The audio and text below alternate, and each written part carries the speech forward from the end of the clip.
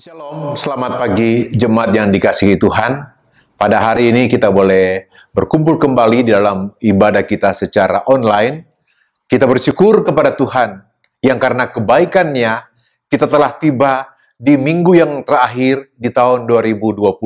Kita berterima kasih kepada Tuhan karena kesempatan yang baik ini diberikan kepada kita untuk datang memuji Dia bersama-sama.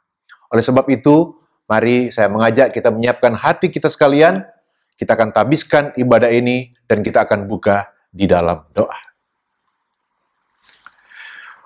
Pertolongan kita dalam ibadah pada pagi hari ini kiranya jadi dalam nama Bapa, Anaknya yang tunggal, dan Roh Kudus.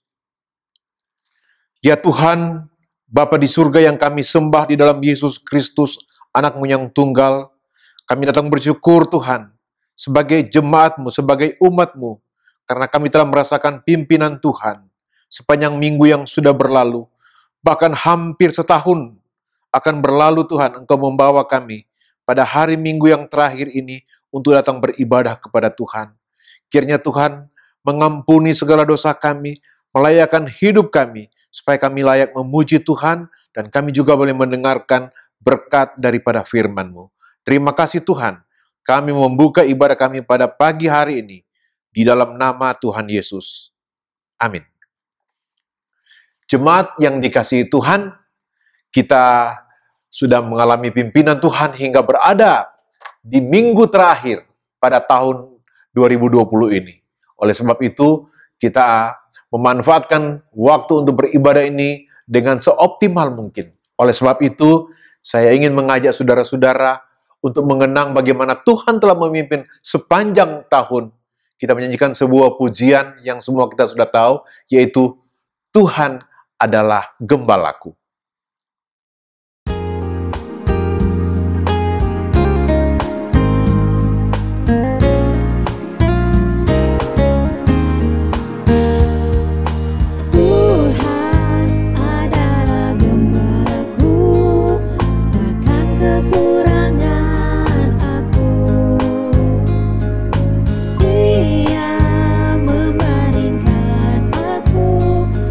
Padang yang berumput hijau, Dia membimbingku ke air yang tenang, Dia menyegarkan jiwaku, Dia menuntunku ke jalan yang benar, oleh karena namanya.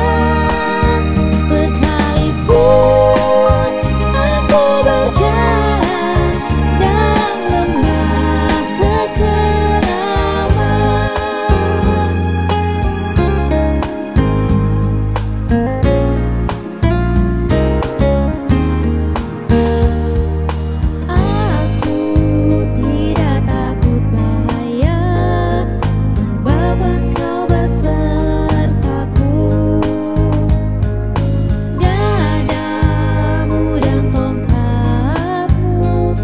itulah yang menghibur aku. Dia membimbingku ke air yang tenang, Dia menyegarkan jiwaku, Dia menuntunku ke jalan yang benar, oleh karena namanya. Sekalipun aku berjalan dalam lembah kekeraman, sekalipun aku berjalan dalam lembah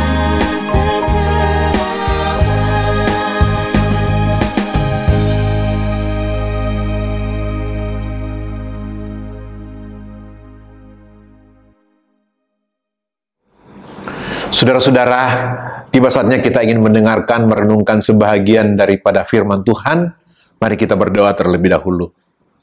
Ya Tuhan Allah kami yang kekal, kami ingin merenungkan sebahagian firman-Mu sebagai perenungan kami dalam ibadah terakhir di dalam tahun ini Tuhan.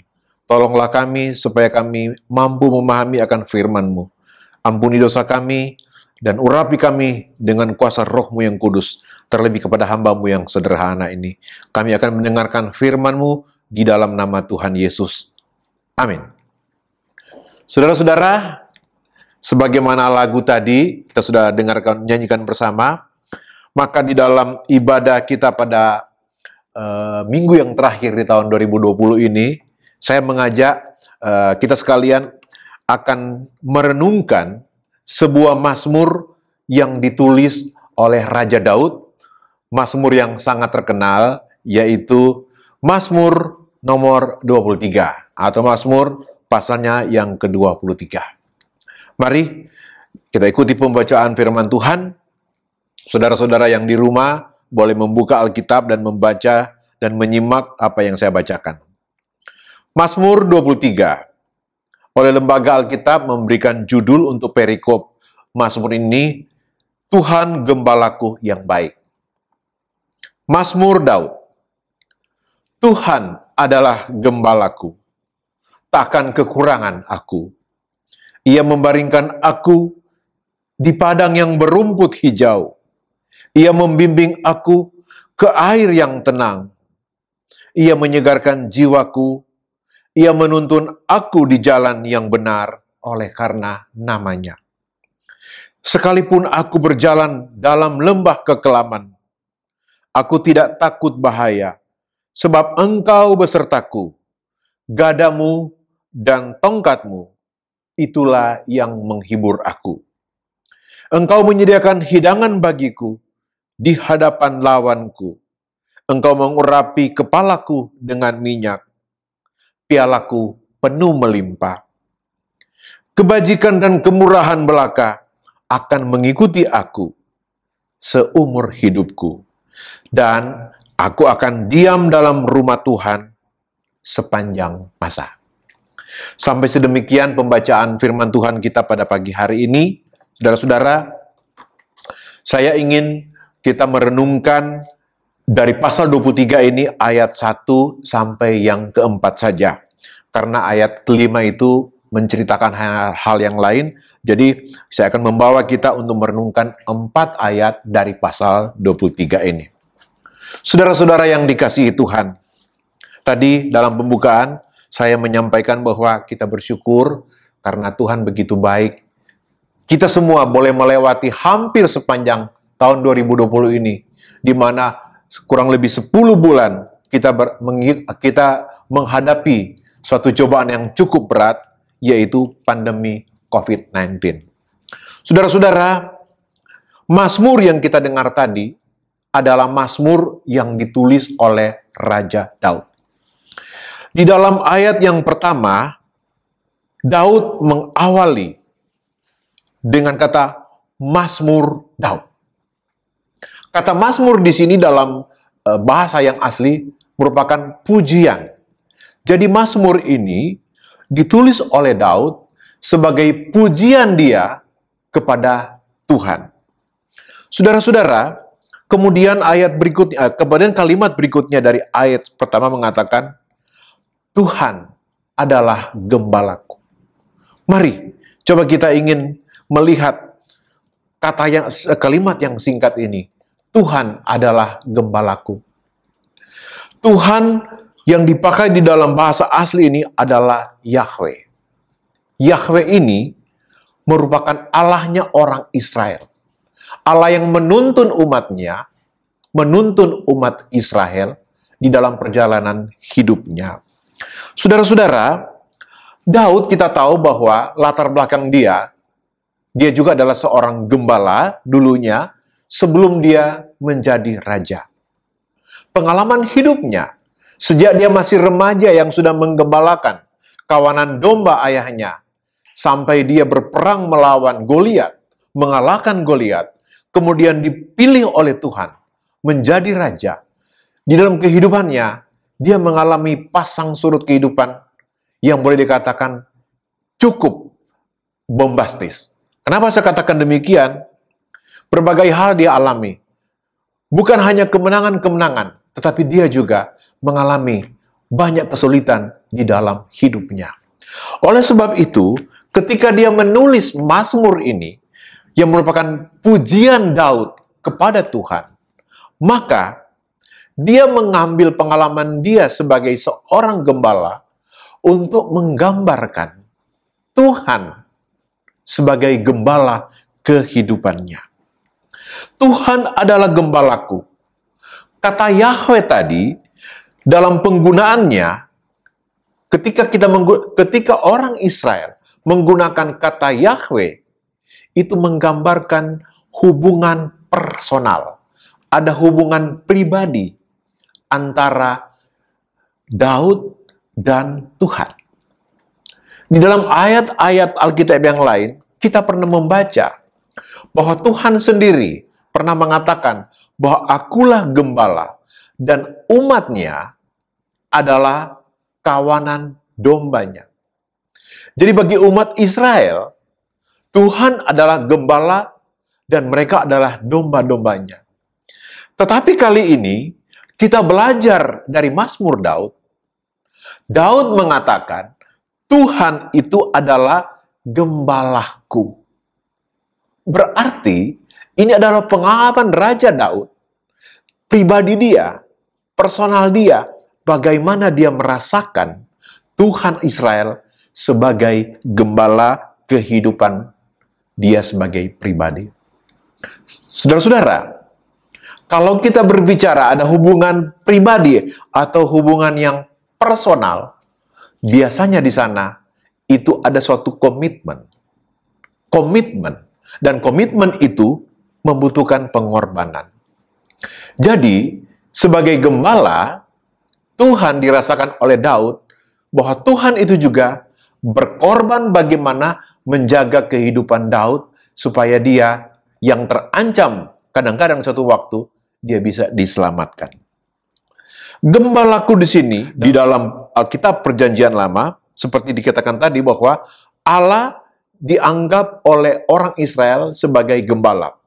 Daud sekarang dia meyakini bahwa Allah adalah gembala pribadinya.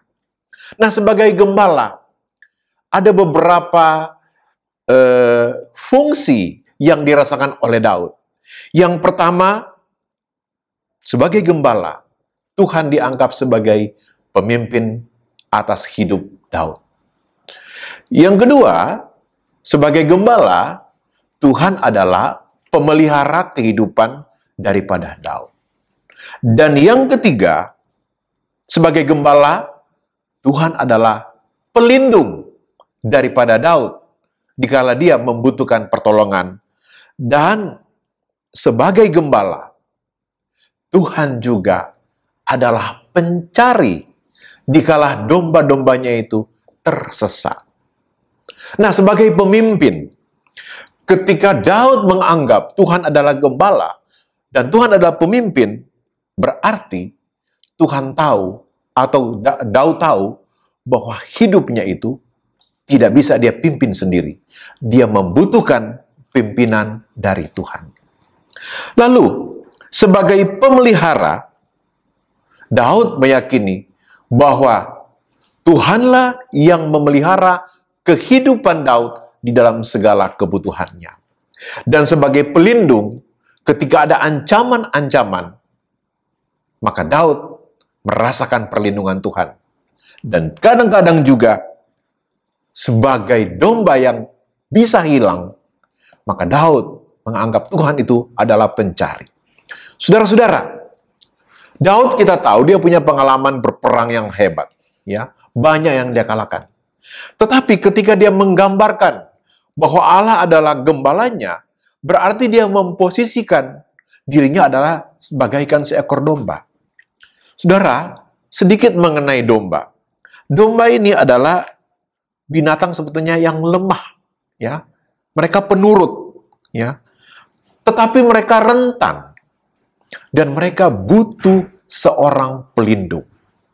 Nah, Daud di dalam segala kemegahan yang sudah dia pernah alami, juga kegagalan hidupnya di hal yang lain, dia telah menganggap bahwa dia butuh seorang gembala dan itulah Tuhan. Nah, keyakinan Daud ini bahwa Tuhan adalah gembala, itu diungkapkan di dalam bagian pertama daripada Mazmur yang ke-23 tadi, pasalnya ayat yang bagian pertama.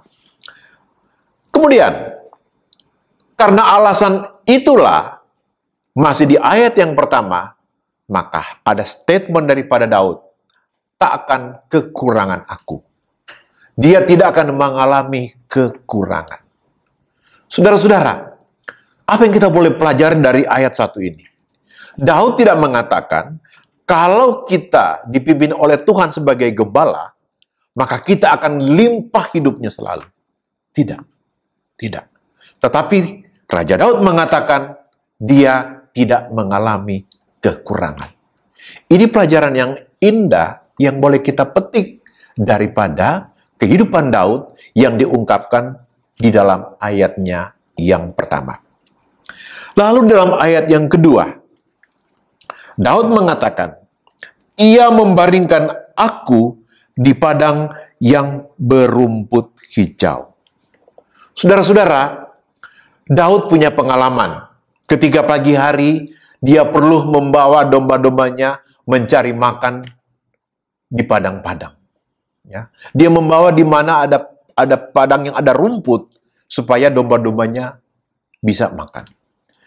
Tetapi dia menggambarkan di dalam pemeliharaan Tuhan sebagai gembala, Tuhan membaringkan dia di padang rumput yang hijau. Jadi bukan hanya padang rumput, tapi rumputnya hijau, segar, fresh. Ini menggambarkan bahwa Tuhan Maha Baik yang telah membawa kehidupan Daud boleh menikmati berkat-berkat yang segar.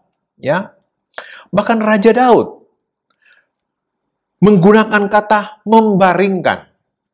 Saudara-saudara, kalau Raja Daud dulu waktu dia jadi gembala, ketika dia mengantarkan domba-domba mencari makan, dia tidak perlu membaringkan domba-domba untuk makan.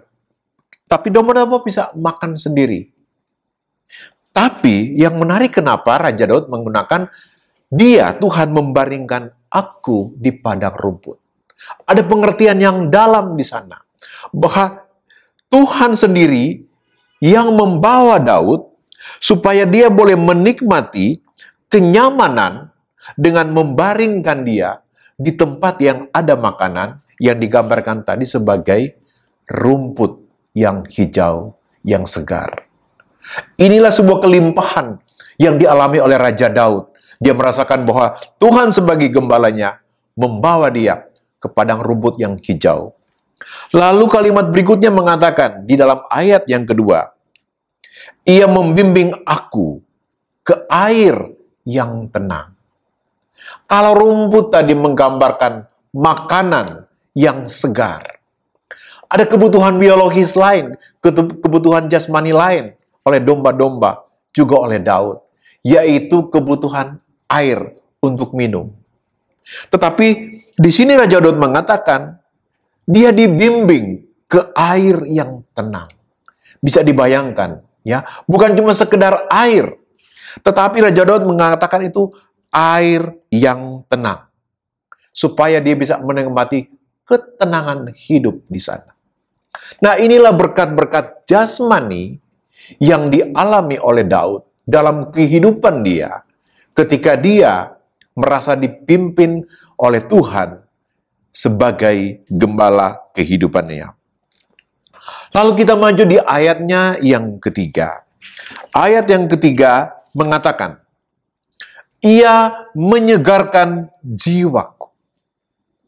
Tuhan sebagai gembala menyegarkan jiwaku. Saudara, sebagai manusia, kebutuhan kita untuk hidup bukan hanya kebutuhan jasmani, makan saja atau minum saja. Tapi kita punya kebutuhan emosional. Jiwa kita membutuhkan ketenangan. Kenapa? Sekalipun hidup kita berlimpah dengan kekayaan materi, tapi kalau jiwa kita kosong, jiwa kita gersang, maka kita sebetulnya tidak dapat menikmati kebahagiaan itu sendiri.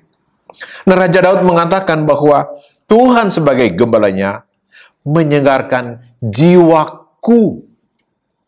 Bukan hanya kerajaan jiwa, jiwaku. Penekanan kata ku di sini berarti kepemilikan dia terhadap jiwa dia betul-betul merasakan disegarkan.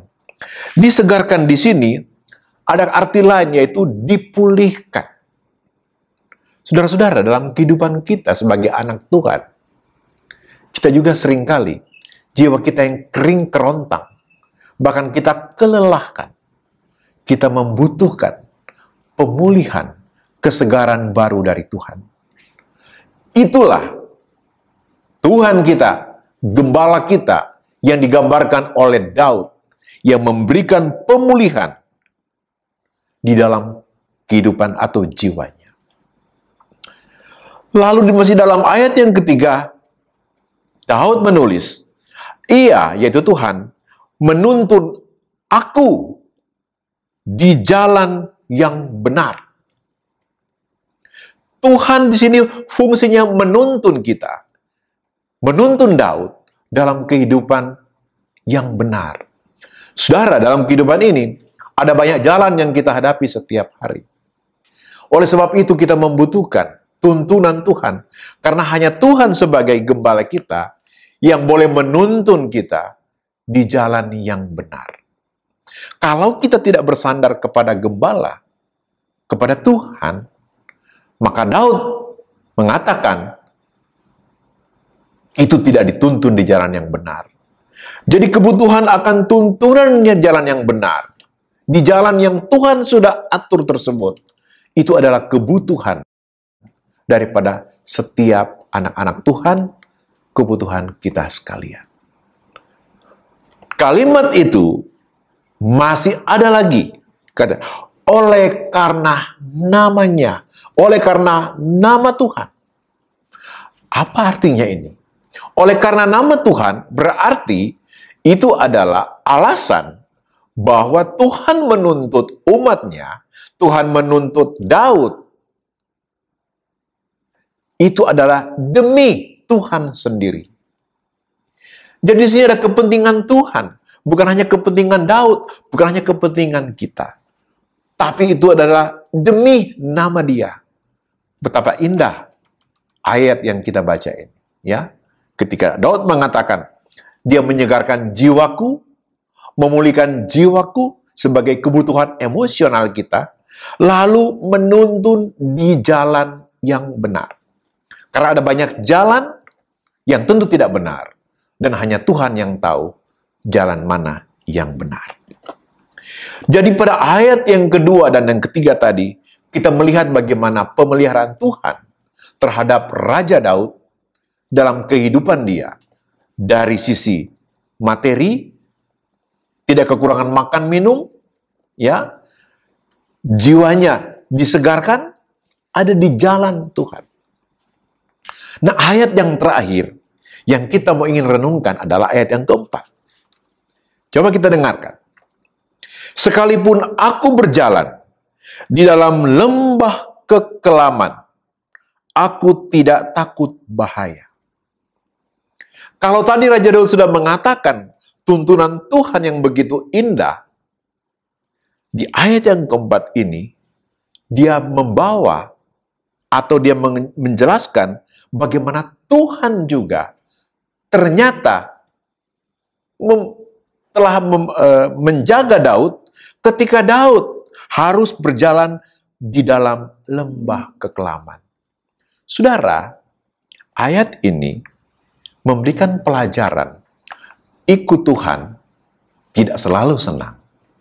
Dalam kehidupan kita sebagai anak-anak Tuhan, Tuhan tidak berjanji bahwa kita tidak akan mengalami kesulitan.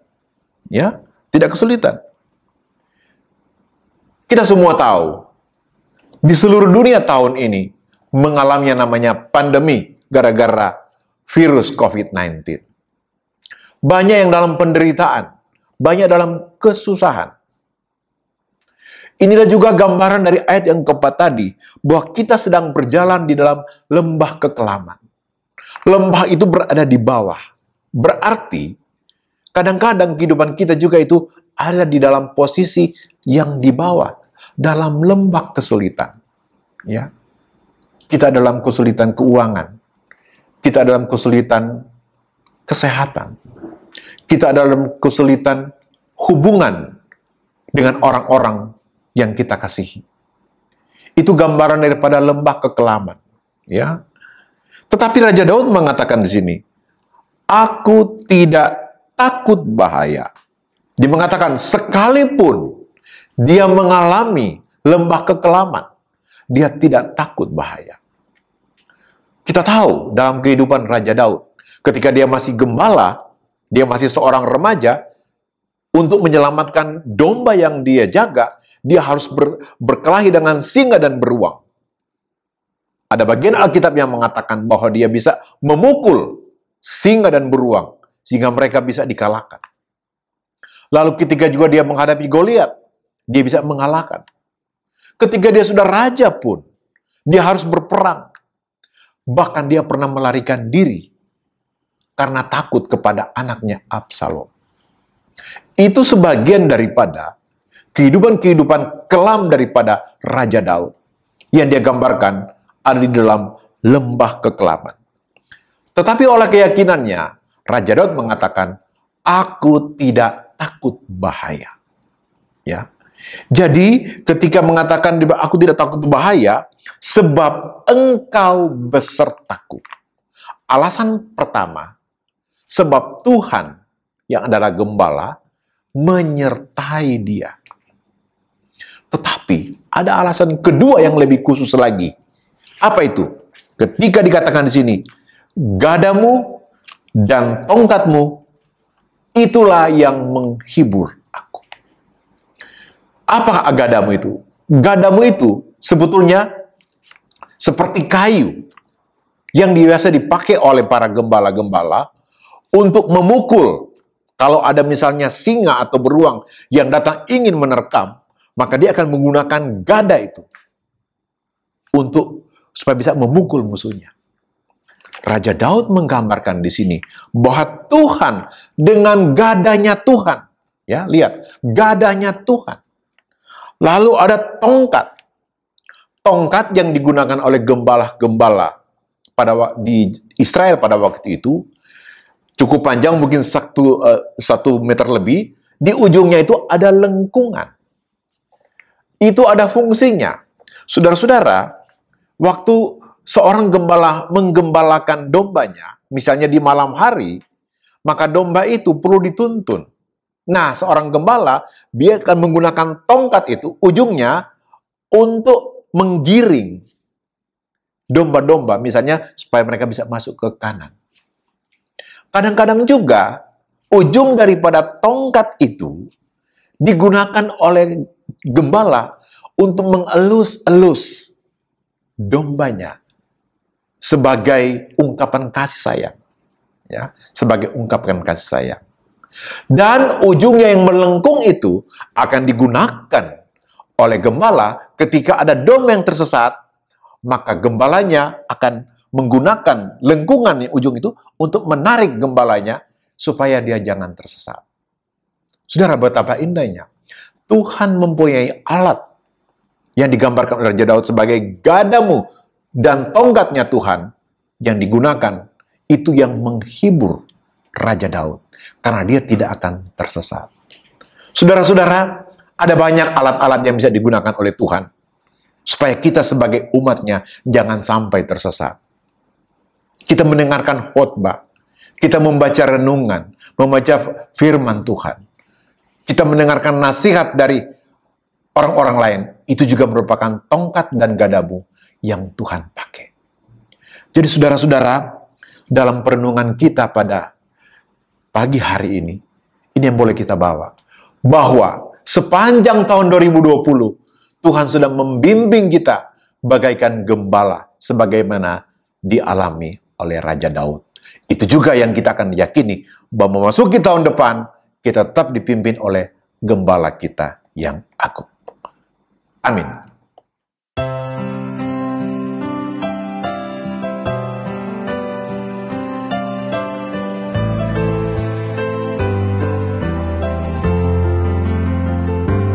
Sekalipun aku dalam lembah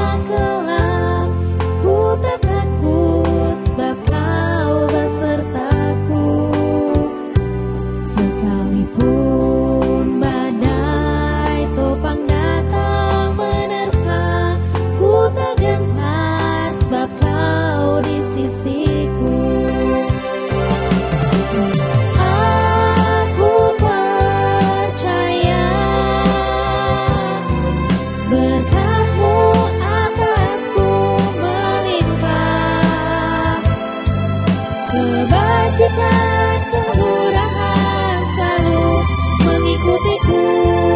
Ku puji, ku sembah Kau Tuhan. Aku percaya berkat-Mu atasku melimpah. Kebajikan, kemurahan selalu mengikutiku. Ku puji, ku sembah Kau Tuhan. Ku puji, ku sembah Kau Tuhan. Ku puji, ku sembah Kau Tuhan.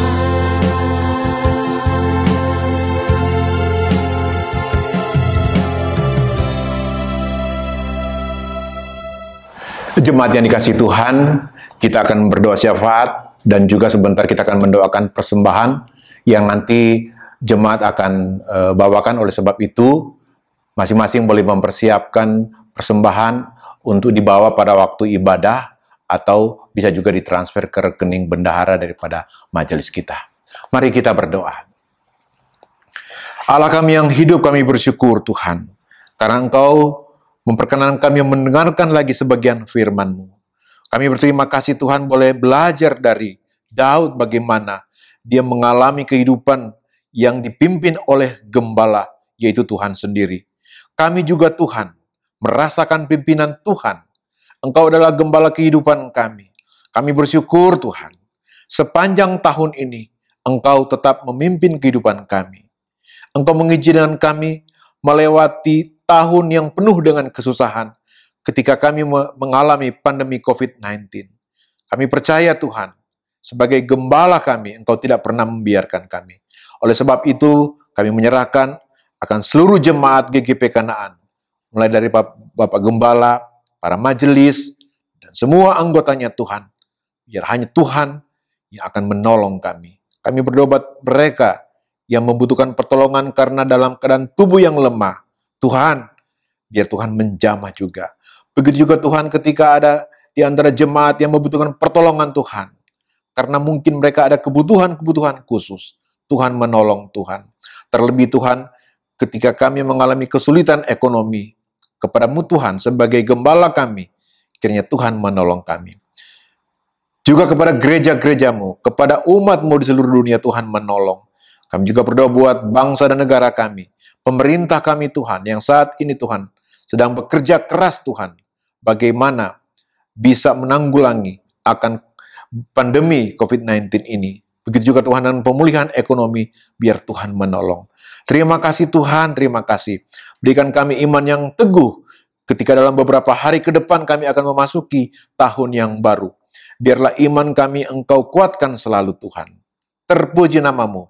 Di dalam nama Tuhan Yesus kami berdoa. Amin. Tiba saatnya kita akan mengakhiri akan ibadah kita pada hari Minggu. Kita betul-betul berterima kasih. Karena ini adalah minggu yang terakhir di tahun 2020. Kita masih bisa beribadah kepada Tuhan. Oleh sebab itu, mari kita bersyukur dalam doa penutup ini. Tuhan, di akhir ibadah ini, kami datang lagi kepadamu, kami naikkan syukur kepada Tuhan. Terima kasih banyak, terima kasih Tuhan, atas penyertaan-Mu sepanjang ibadah kami. Saudara-saudara, mari kita terima berkat dari Tuhan. Kiranya kasih daripada Allah Bapa yang kekal, anugerah di dalam anaknya Yesus Kristus, persekutuan dan kekuatan Roh yang Kudus, akan menyertai kita sekalian, mulai hari ini sampai Tuhan Yesus datang kembali. Amin. Saudara, ibadah kita telah selesai. Selamat menikmati hari Minggu. Sampai kita jumpa lagi di dalam ibadah Minggu pertama pada tahun 2021. Shalom, Tuhan memberkati kita sekalian.